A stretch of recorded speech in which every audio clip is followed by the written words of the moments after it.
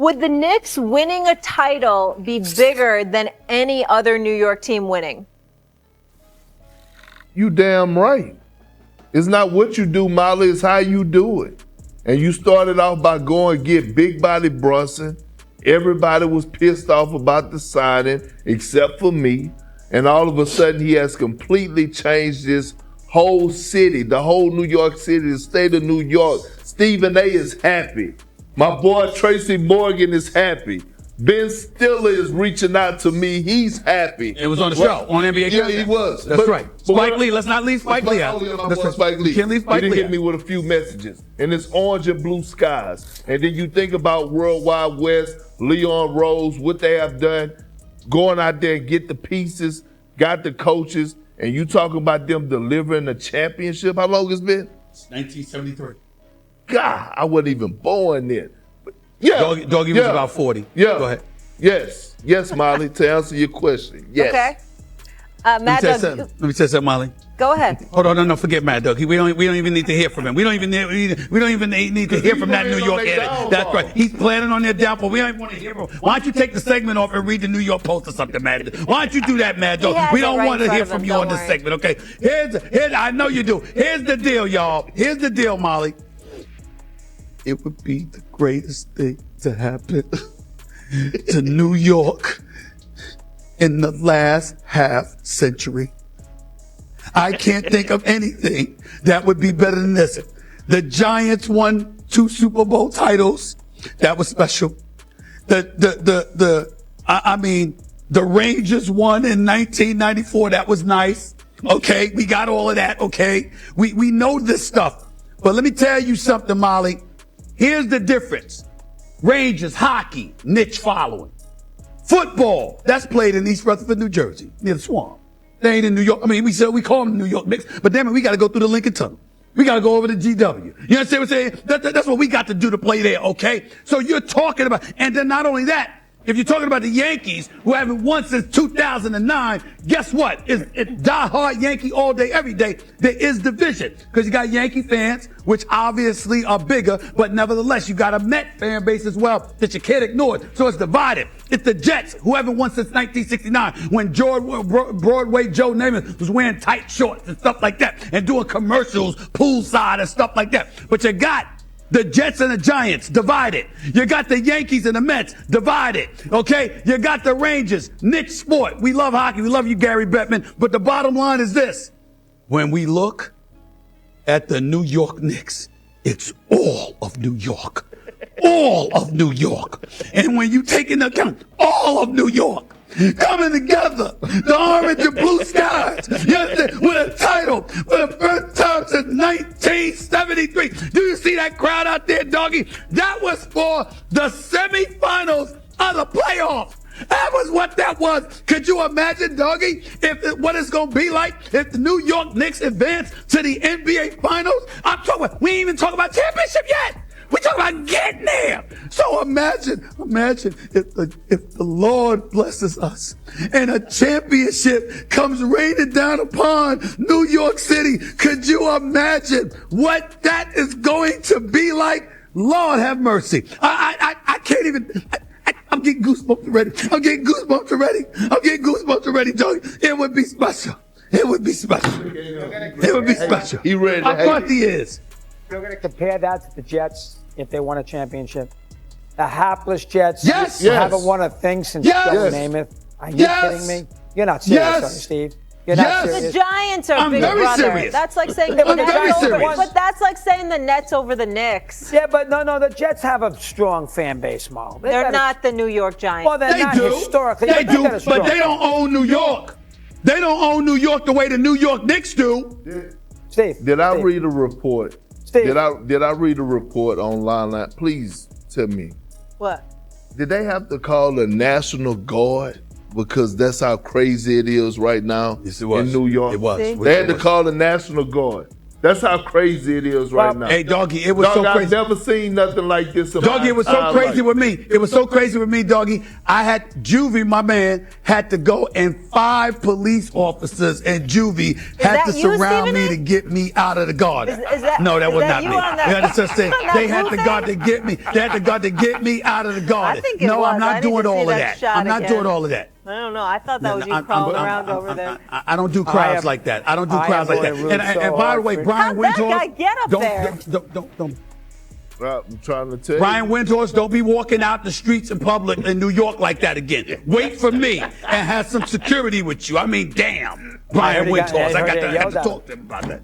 My guy Wendy? They threw stuff at him. They gonna yell at you too because they gonna yell at you too because you hate and you praying on their downfall instead of giving them their respect. He ain't gonna be anywhere near that crowd. Right, Doggy ain't going to the here. game. He's gonna be in Connecticut. Okay, you made your point, Stephen A. It's the Knicks. You win. Coming up, East Conference Finals tip-off at Madison Square Garden, where Jalen Brunson and the Knicks are a 4.5-point favorite over Tyrese Halliburton and the Pacers. So just how critical is the outcome of Game 1? Well, I'm glad you asked.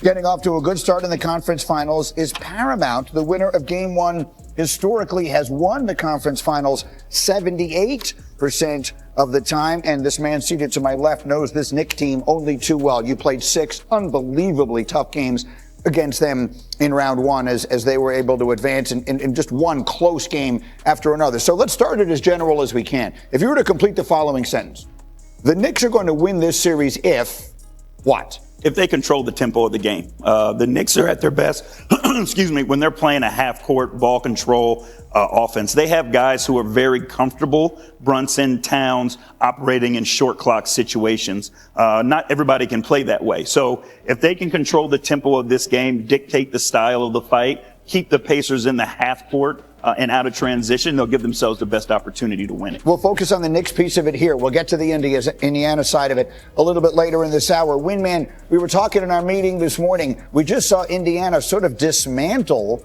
a Cleveland team that was the number 1 seed in the East. But what reasons do you have for believing the Knicks might be better equipped to handle these Pacers? Yeah, so the Knicks were obviously put together to beat the Boston Celtics.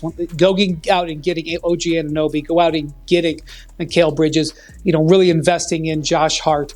Well, that's going to work against the Pacers too. The Pacers' wings, and I include Tyrese Halliburton as a wing for this discussion because you're not going to defend them with Jalen Brunson. You're going to defend them with the wing, likely on Mikal Bridges. The Knicks are really equipped defensively to try to combat all of that size and all of that athleticism that Indiana brings. The same style that they use to deal with Jason Tatum, and Jaylen Brown, and Derek White, they can translate it over here, especially as Coach Bickerstaff mentioned, if they can do it in the half court, if they can keep the Pacers out of their preferred speed. I like the Knicks matchups in the half court with their size and versatility on the wing. The Pacers shot 50% as a team and 42% on threes against the Cavs, largely because their wings dominated. And I'm going to include Pascal Siakam in there too, because that's who I think OG Anunoby will spend quite a bit of time on, his former Raptors teammate. So the Knicks are really built out defensively to battle the Pacers much better than the Cavs and the Bucks. And generally speaking, with the Knicks, it all begins with Jalen Brunson. Again, you just spent 6 games dealing with him. We marvel at him. Those of us who we're accustomed to these giants playing this game, and here's this comparatively small player able to do so. What is it that makes him so difficult to deal with? It's intelligence and it's his plan. His ability to draw fouls makes defenses have to take just one step back. They want to be physical. You want to use your size. You want to use your length. But you're always on edge because he's so capable of creating that contact and getting to the free throw line. But you watch him and he has a plan, right? He understands how defenses want to guard him. He's never in a hurry. You never see him taking shots that the defense wants him to take. He creates the space to get the shot that he's looking for. Windman, how about Jalen Brunson in this series? Yeah, well, Brunson was a real problem for the Pacers last year. He was dominating the early part of that series. You may remember in that 7-game series, the Knicks won games 1 and 2 and were in great position for game 3 before Andrew Nembhard made a crazy 3-pointer that switched the game late. Brunson will be the primary focus of the Pacers defense, and primarily they want to keep him off the line. The Pacers want to run up and down. They don't want to leave Brunson and the rest of the Knicks at the free throw line to rest while they do that. They're going to try their best to try to get the ball out of his hands. And if they're going to make somebody beat him, it's not going to be Jalen Brunson. That's their game plan. A quick final thought on that. I mean, the Pacers can run so many different defenders at Brunson and do all that AAU stuff we're talking about, picking them up three-quarter court and all that kind of stuff. How much of a factor is that in this series? It's going to be the key. You have to do your best to wear him down. If you allow him to play at his tempo, if you allow him to walk the ball up the floor and not have to fight pressure, it's going to be a long night. What's your favorite team? Comment below, and if you liked the video, please leave a like. This really helps the channel grow and brings you even more content. Oh, and if you're not subscribed yet, what are you waiting for? Click the subscribe button and activate the bell to receive all notifications. With each game, we notice that the NBA is getting more competitive every day, and all the teams are looking for reinforcements to win the championship.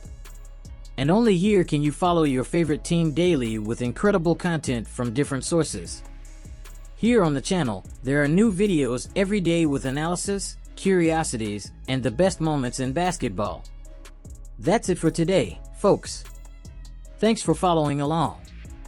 The NBA doesn't stop, and neither do we.